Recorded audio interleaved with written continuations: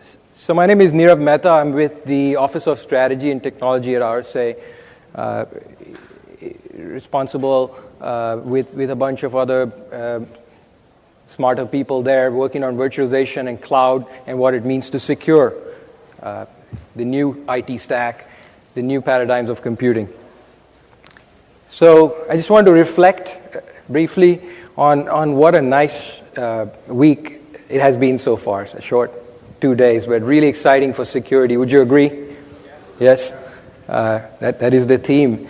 And what I want to do in this session is not talk about all the nuts and bolts of what can be done inside of vSphere and how you can operate security down to the nitty-gritties, but really take a step back and talk about some of the concepts, some of the fundamental shifts that are happening that are causing us to rethink security.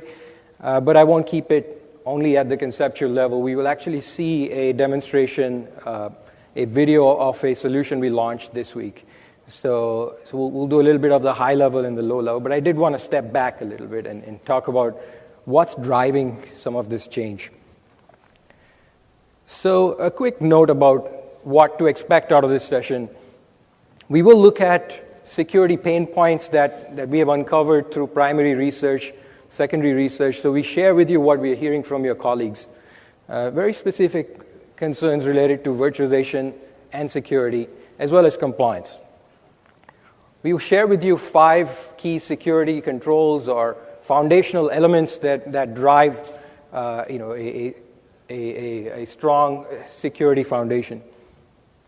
We look at the process, not just the technology. How is security managed? How is compliance managed in the enterprise? And what does it mean for virtualization? As I said, we look at a real solution that implements that process.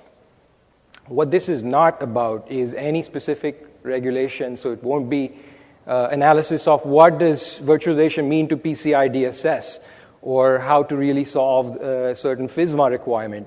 I'm happy to get into it after the session, but this is not the purpose. I'm not an auditor. I'm not here to comment on whether you can comply with a certain control or not. And there, as you all know, there's no magic bullet for compliance. It's about lather, rinse, and repeat. What is the process that gets you to maturity? You will take away guidance for how to establish that solid foundation for security, something that you can apply again and again, year after year to secure not just your physical, but your virtual and your cloud environments. So let's start with the journey to the cloud. You've all seen this. You've seen the 3-step journey. Before we get to that 3-step journey, let's just briefly look at the definitions and what we are talking about here. So as NIST puts it, we have the private clouds, we have public clouds, and the direction that you saw VMware talking about is building secure hybrid clouds. Now, where we think our customers are today, the average customer, is really maturing in the private cloud and going towards hybrid clouds. Not many have taken that step, but that's where a majority of our customers are.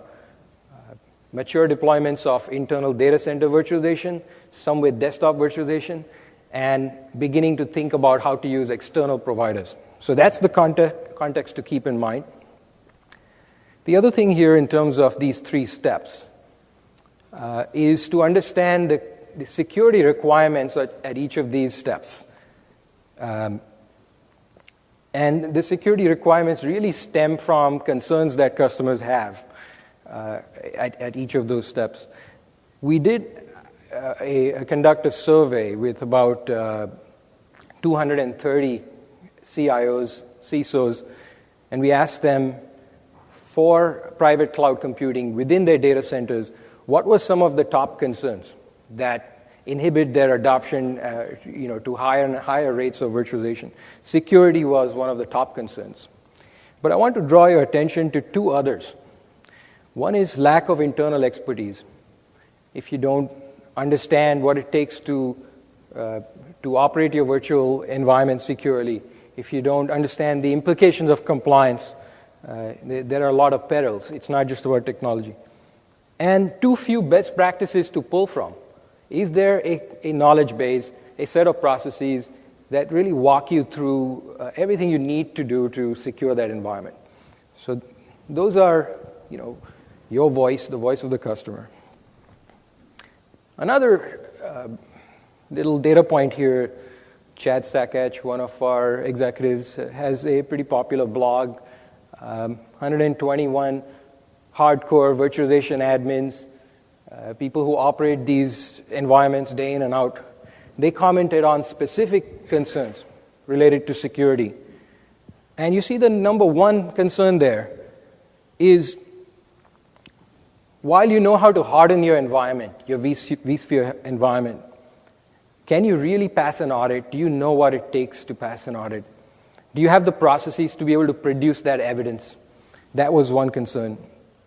And of course, the second concern there dovetails into that.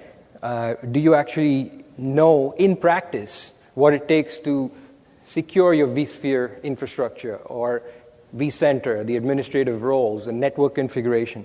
So the 1 and 2 are really the focus of my presentation.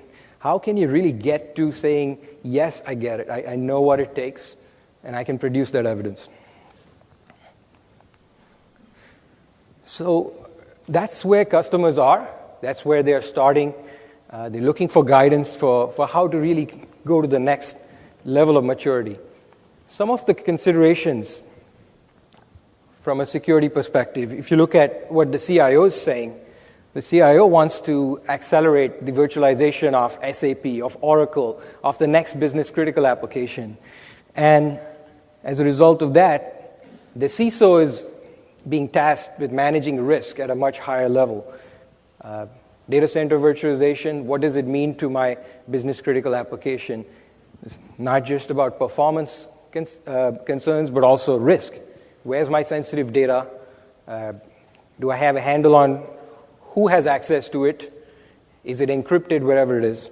Those types of concerns. And we actually uncovered very specific concerns on the left-hand side here, to your left, are the concerns related to compliance. Responding to audits, the expense involved in constructing evidence for audits. And on the right-hand side are the concerns related to consistency between physical and virtual. So it's not all virtual out there. And those of you who do security have to live in both worlds. So you have to put together a composite picture. The regulation doesn't care whether you're virtual or physical.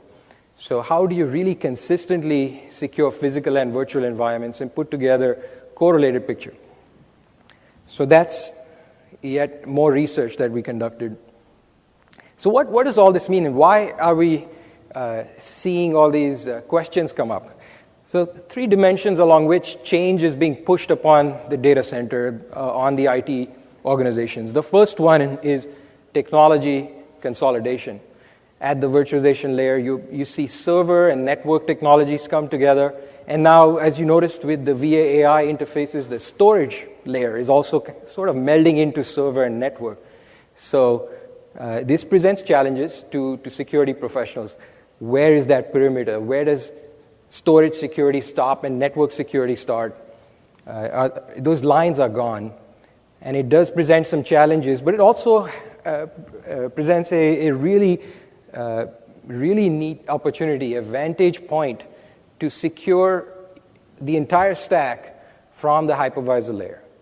And nothing says this better than what you saw in the keynote with the vShield announcement, and how at the endpoint, at the network edge, and at the application boundary, you can now enforce security with virtual appliances.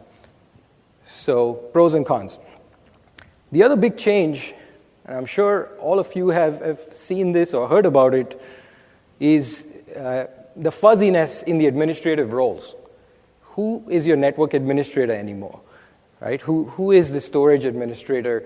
If you can really go on to vCenter, you can configure a distributed virtual switch and on to creating a new cluster. Does this present a problem? Yes, if you don't manage roles properly. How do we maintain the separation that we have in the organization between storage admins, network admins, security admins? So that is the security challenge, the melding of roles. There's an opportunity here as well. If you've noticed in many large organizations that desktop and server teams are often separate, and they don't talk. Quite often they come together only when there is a major security incident, and they have to put together forensics and see what went wrong.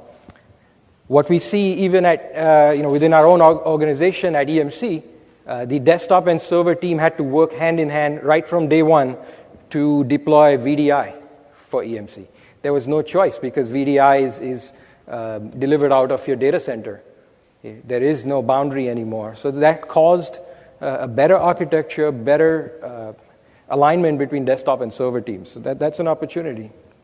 And lastly, as you begin to consume IT as a service, it raises the question of trustworthiness. It's not just about security.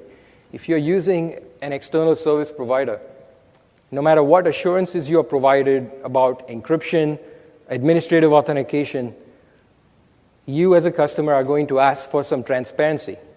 Give me evidence. Give me evidence that you actually did what you said you did. And even if you trust the provider, the auditors, regulatory auditors are going to want to see more evidence, audit trails from the service provider environment. So it's more than security, it's trustworthiness. That's a new dimension for us to deal with as an industry. So to sum it up, the key security requirements at each phase of this journey. When you are in the IT production phase, you're taking Active Directory, Exchange, file servers, you're virtualizing those servers.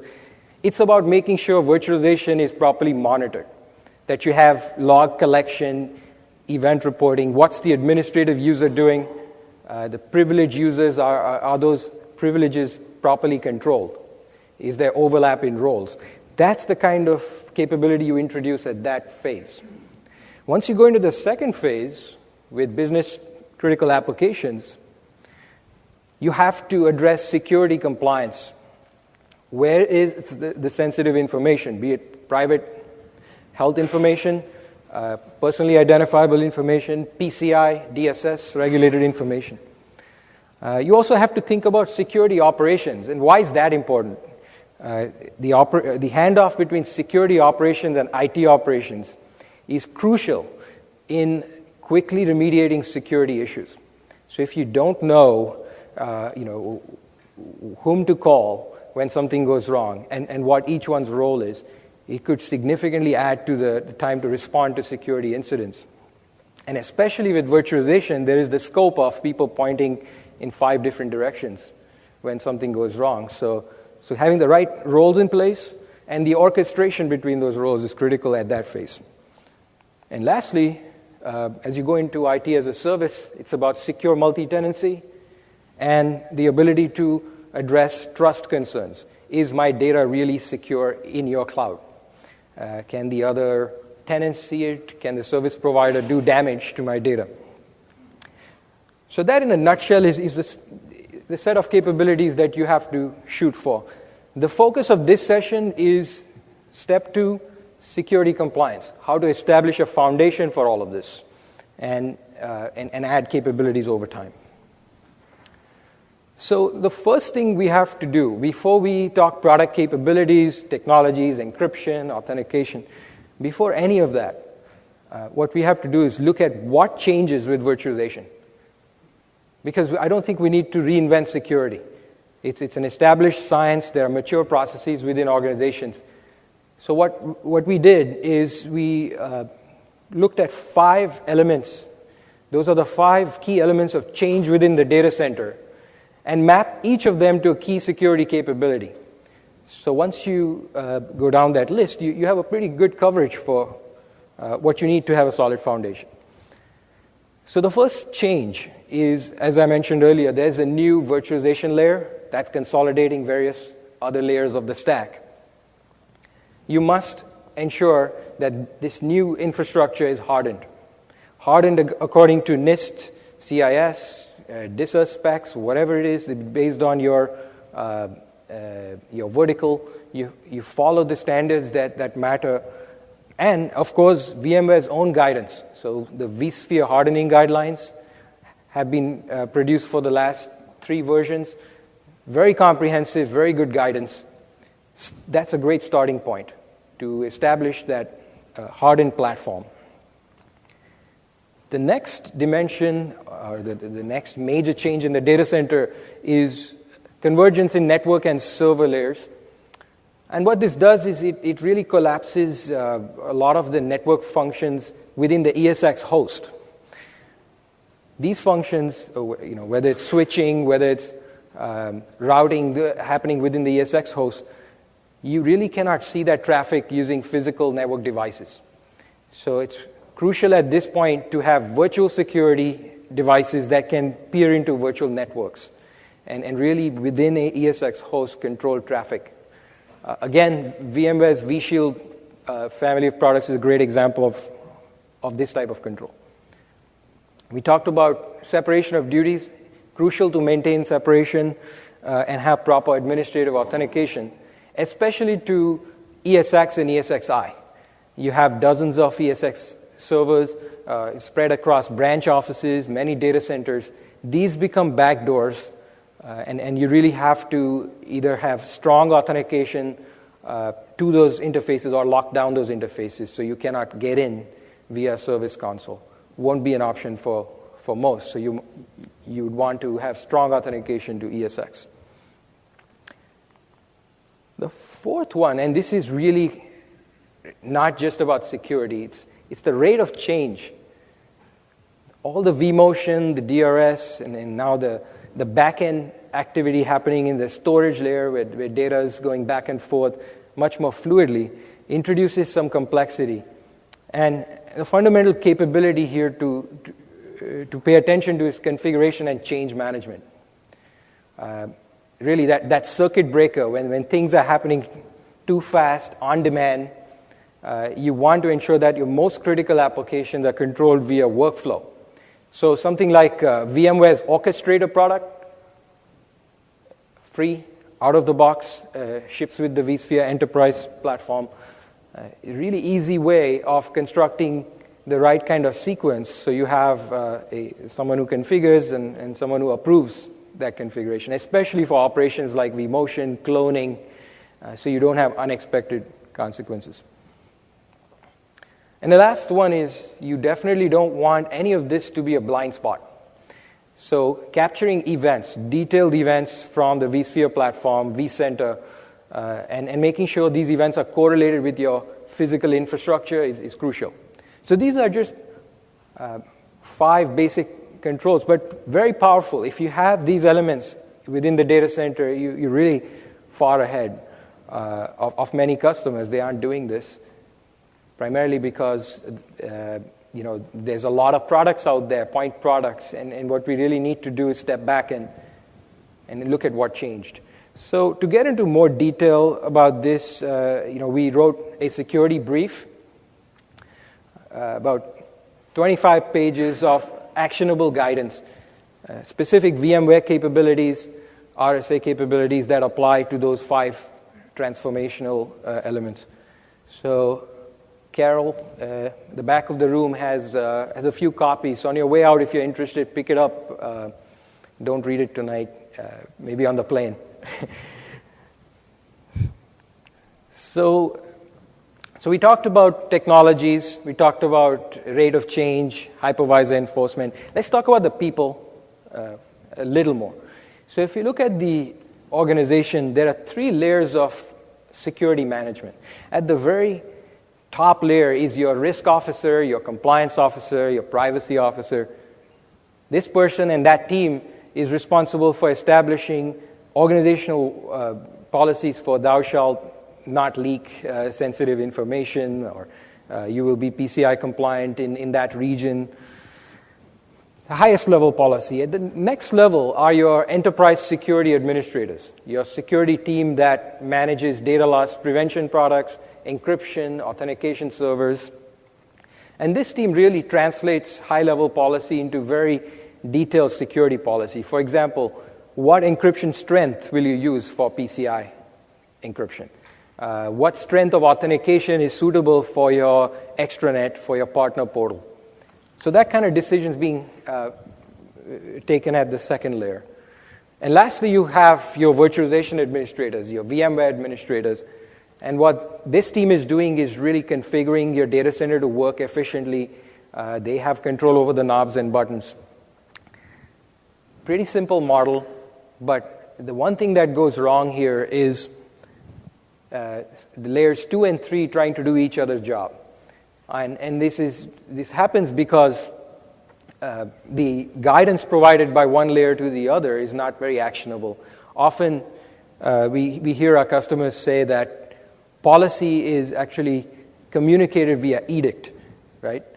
You will not have virtualization, or you will not use virtual switches.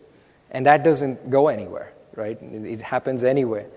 And then once that happens, there's a hefty document that is sent, a PDF document that someone has to go read and check off, a bunch of conceptual guidelines. Not very actionable. So layer 3 there, the IT administrators, virtual administrators want to cooperate. They're looking for actionable guidance. But often security administrators are either heavy-handed or not descriptive or prescriptive enough.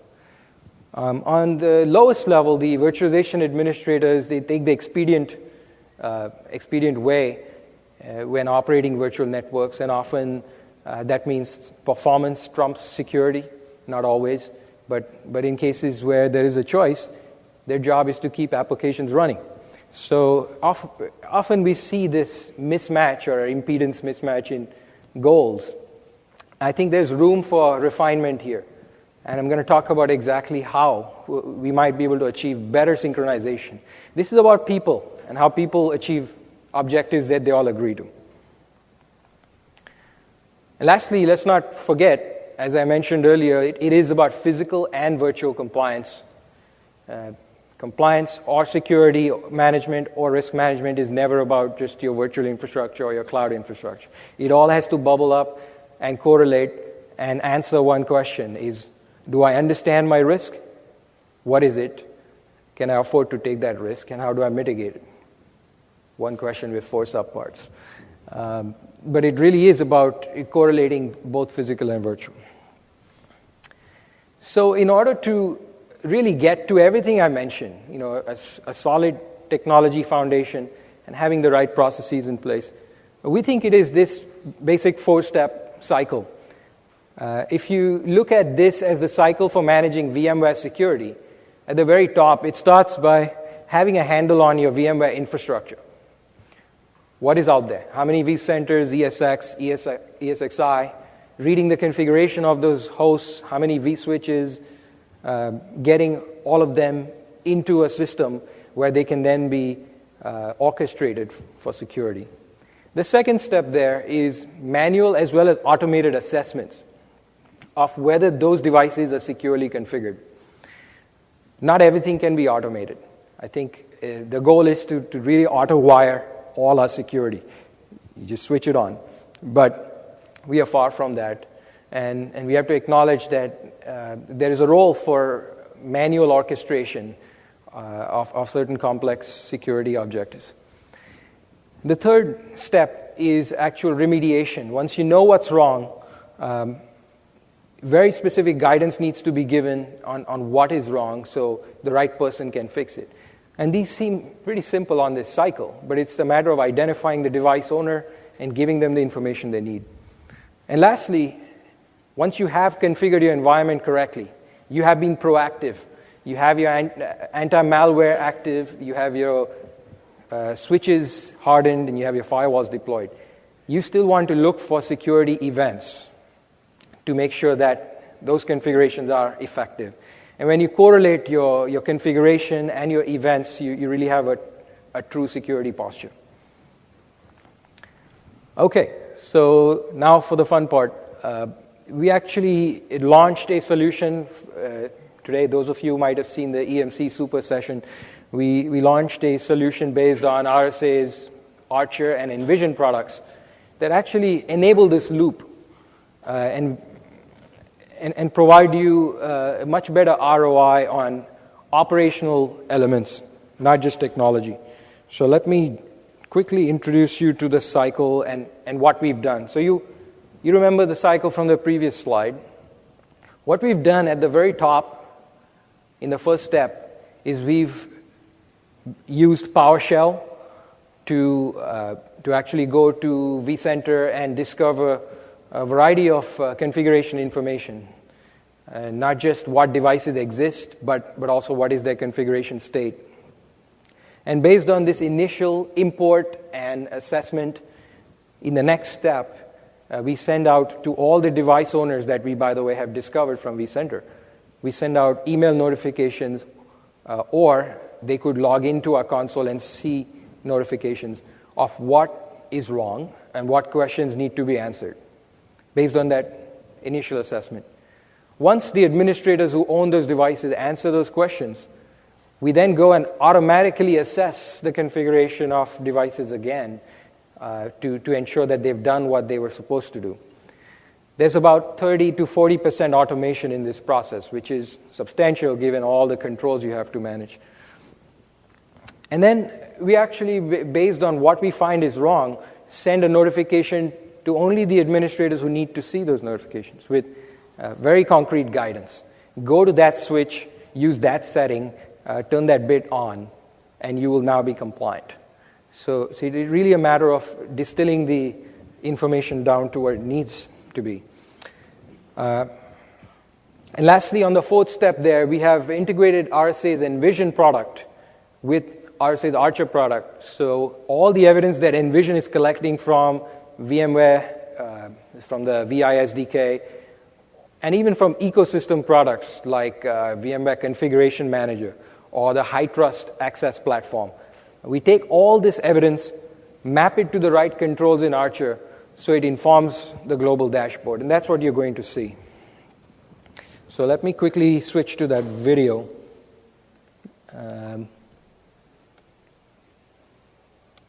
All right.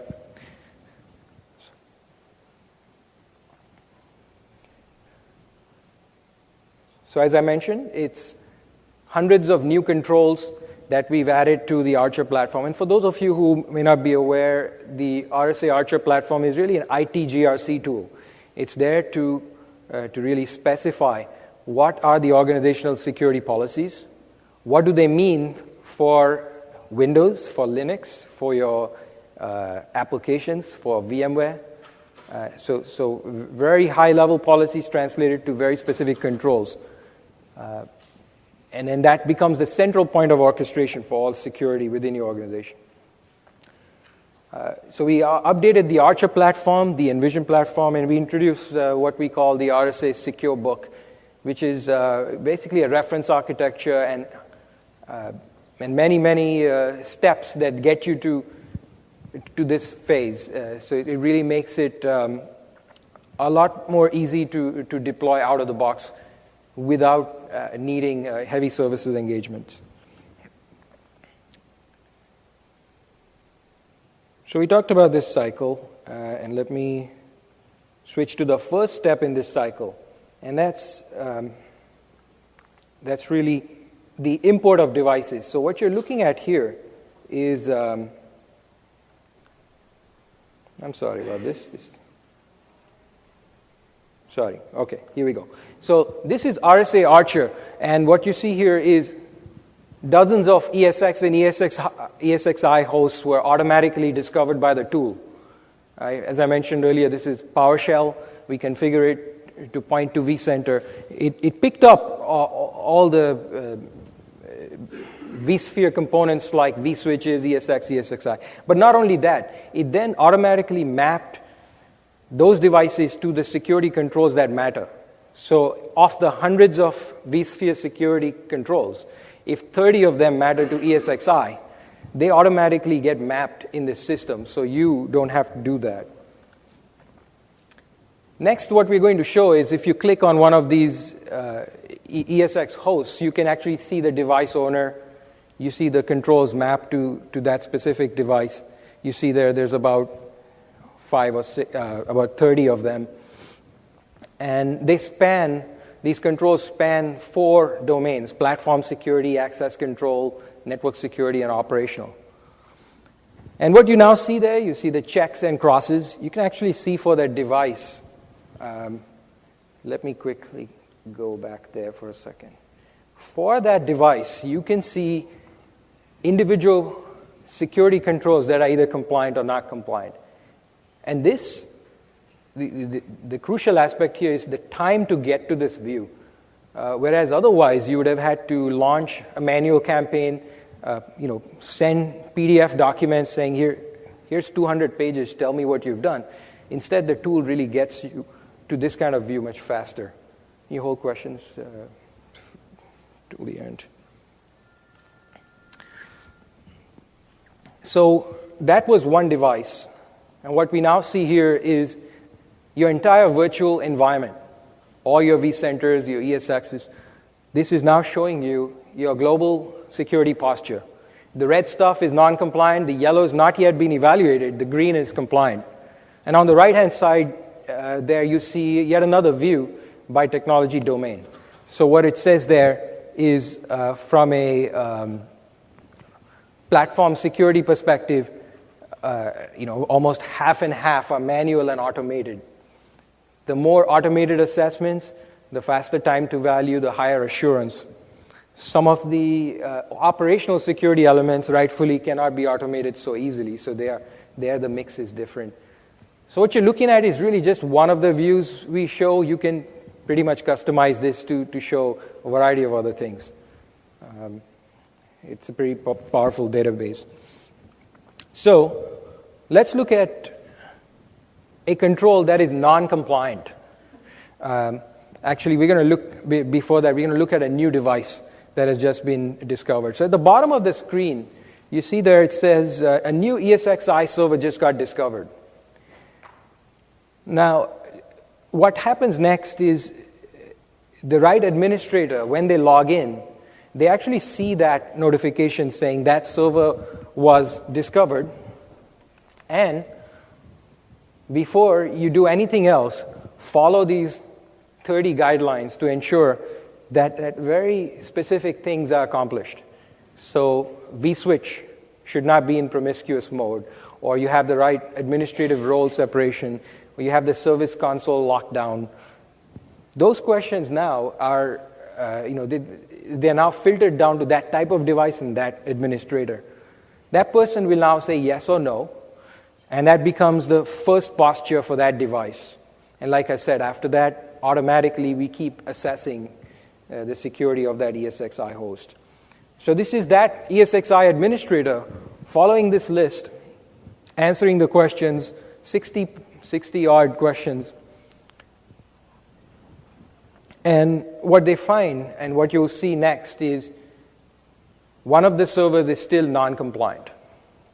So we're going to click on that server here with the cross against it. We're going to actually see, now if I'm an administrator and I see that one of my devices is non-compliant, I can actually see what is wrong with it simply by logging into this tool, clicking on this option that says failed scan.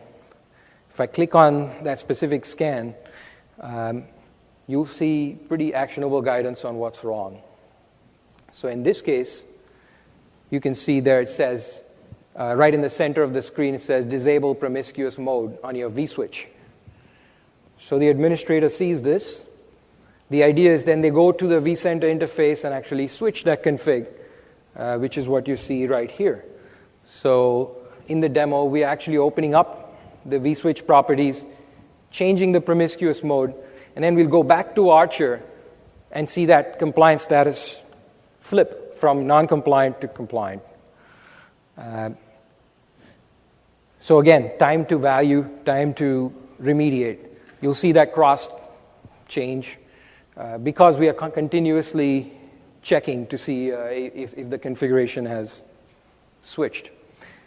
Lastly, if you look on the right-hand side, what we are dropping down here is the combined physical and virtual compliance for this infrastructure.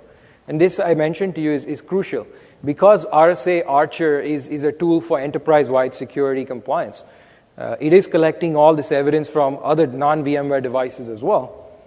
And if you are the risk officer or you are the security operations team, you might want to regularly look at what is your composite physical and virtual posture, and how does your virtual security compare?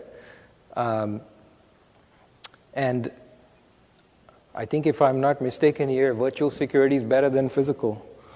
So you have that single view of physical and virtual security. And that's really what we announced. But there's one more thing to add. I mentioned RSA and Vision, which is collecting the events.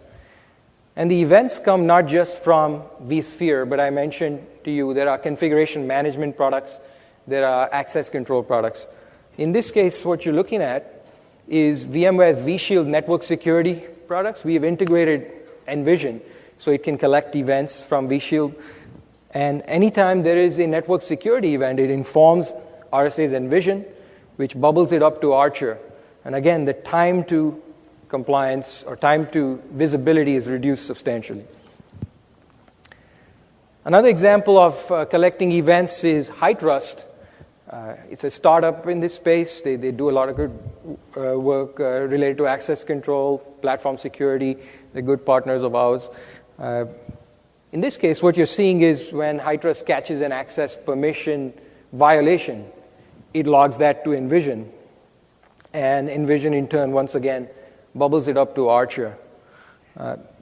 This instrumentation is not easy. A lot of investment on the part of ourselves and our partners, but the end result is to the extent that we can automate visibility, it makes it easier for our IT and security teams.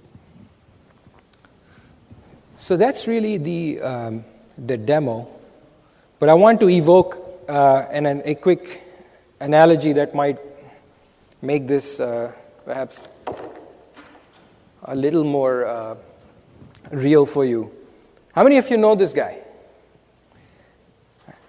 I didn't know him until until I pulled this picture. But this is Dr. Atul Gawande, who actually was responsible for the surgeon's checklist. Did you hear about that? This person, being a surgeon for a while, he found that about 10 things, which are really here, are the reason for a majority of violations in surgery, where due to negligence, either the wrong leg gets operated on or infection occurs. One of the examples here was, simply by the room, including surgeons and nurses introducing themselves to each other, the incidence of infection was reduced by 35%. So the point I'm trying to make is we haven't done this for security, and especially for virtualization. A lot of low-hanging watermelons can be picked up simply by having an easy-to-understand knowledge base that you can orchestrate. And that's what we're trying to do with the solution. About 150 odd controls that you knew about, but having correlated that to compliance objectives and finding out who the device owner is, sending them the right notifications, you really enable this kind of effect. So that was what we announced. Just a brief preview of what's coming, because that's not going to be sufficient for us to get to auto-wired compliance and visibility. Some of the concerns as customers begin to embrace hybrid clouds is how can we really take that kind of compliance management and extend it to a Terramark or a Verizon? A really complex problem involving multiple entities that have to agree to the right type of visibility and transparency. The second example here is if you're a federal agency and you want to use an external cloud provider for cost efficiency, how do you really confine your workloads to the US? Really difficult problem. Seems easy, but in a virtual world, because things are so fluid, it's really hard to tether your virtual workloads to physical devices and data centers. So, for the first problem of assessing cloud provider compliance, many of you might have heard of Cloud Security Alliance, industry-neutral consortium that is building an open set of questions to ask those service providers. There's about a few hundred questions to ask, spanning platform security, network security, operations, all of which are then mapped to COBIT and PCI and other regulations. So these questions are really becoming the foundation for how to assess the security and the risk posture of a service provider. So we as an industry are collaborating to do this. RSA is an active contributor in this space. We have people in the room who actually are very active in this space. And the idea is once we have these questions codified, we are months away, not years, we can then begin to instrument this kind of visibility inside of RSA Archer. So imagine then a dashboard for physical compliance, virtual compliance, and external cloud compliance, all in one pane of glass, where you can send notifications to your provider if something is out of compliance. You can measure their posture more easily based on these questions. The name of this project is Consensus Assessments Project. And examples of questions are on the right-hand side there. They're pretty specific. Not technology-specific, but control-specific. Again, watch out for announcements in this space later in the year, and RSA will take it beyond those standards and actually productize some of this in the future. The second problem I mentioned there in terms of confining workloads to a physical location, maybe to this country or that secure data center. We have a very detailed session on this with RSA, VMware, and Intel demonstrating this capability, as well as talking about the futures. It's a technology preview. This is not shipping capability, but it looks like that. The participants in this capability are RSA, VMware, and Intel. If you look at those server clusters in the US, in the UK, 2 clusters in the US, 1 in the UK. The idea is that these clusters have ESX hosts that have the Intel TXT chips, TXT feature enabled on the Intel chips. That allows you to tag those hosts as you like. It could be a geolocation tag. It could be a qualitative tag saying this server is really highly performant, or it has hardware encryption. The idea is you can tag these physical servers in a way that cannot be tampered with. Then VMware can give you a visibility through vCenter on that VM is running on that physical server. And this is a very strong evidence of that actually happening because it's based on hardware innovation. It's not just based on workflow or process. Once you have that kind of visibility, you can now enforce rules like you will not vMotion across country boundaries. Not that you can easily right now, but to the extent that you can clone virtual machines and move them around from country to country. This capability, once implemented by VMware and then audited by RSA Archer and Envision, will give you an operational version of this sort of control. It's really compelling. It has been missing so far. And I have just shown you a security application of this capability, how you can confine your workloads to certain countries. But you can really extend this to any number of things like performance management. If I want to run my SAP application on very high-performing hardware, this is the way to do it. And the possibilities are really huge. So the point I want to get across looking ahead is VMware, RSA, and Intel working lockstep to introduce security at the lowest level in the chip, measured through VMware, and at the highest level where it touches the risk officer, the security administrator. So you really close the loop and have end-to-end efficiency across the 3 layers I mentioned: IT administration, security administration, and risk administration. That's the session I mentioned. That was the VMware, RSA, and Intel. I encourage you to go. I should have put the time there. That would be useful. I think it's on Thursday, around noon. So look for those speakers. Definitely a session worth going to take away more detail on this aspect.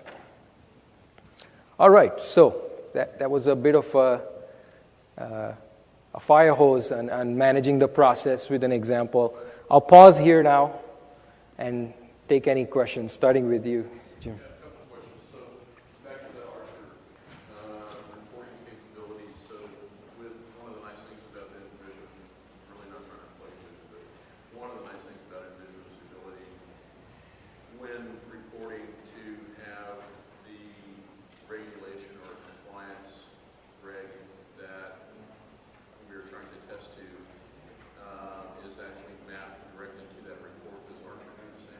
Yes. Archer primarily, yes, I should repeat the question. The question is, does Archer take individual controls and map them to the higher level compliance standards so that you don't have to do that mapping yourself? Absolutely. This is the fundamental value of a tool like RSA Archer. A lot of knowledge engineering has gone into mapping all the regulations that are out there, most of them, PCI DSS, HIPAA, SOX, and really mapping them to best practices. So now, once you measure, for example, encryption strength or administrative role separation, automatically you have the right things light up in the PCI dashboard, in the SOX dashboard, in the HIPAA dashboard. So time to value is reduced. It'll take one more and then come back. Is NIST one of those 853? Is that one of the things you're mapping to? I'd have to check on that, but I think that question may be device specific as well as high level, because there are NIST STIGs for individual operating systems, and then there are NIST standards that are more device independent. So for sure, we have looked at the STIGs and the individual operating system. I'd have to look at it. Yeah. So we'll get back to you on that. Yeah. Any other observations, questions? Yeah. If my company has already purchased the Archer compliance set, the VMware new VMware controls, is that going to be included, or is that going to be an upgrade? So that the modules that you need to do what I showed you here are policy management, compliance management, task management. Patrick, did I miss anything? Yeah. And if you have those three, you don't have to pay anything extra. This is not a new product. We're not charging extra. We just want to make sure Archer covers VMware very well. Other questions, observations, anecdotes? Jim? So we have a beginning list of things that we need to monitor, look for as far as safeguarding and hardening, that sort of thing, as our knowledge base grows, what needs to be added. Yeah. Is RSA automatically going to be adding to that database for Archer, or something the customer can agree Sure. to modify and update? Okay. Yeah. So question is, there is a knowledge base of controls that can be automated. Can customers add to that database? Yeah. Yes. Yeah. I'm sure more things are going to be found that we need to tighten down, screws on. Yeah. And as we do, include those in there. Absolutely. That's the idea. Over time, with each new version of vSphere, add more controls as we have new capabilities within vShield or vCloud Director. Add those controls into Archer so you can manage and instrument them consistently. Okay. Well, thank you for staying so long.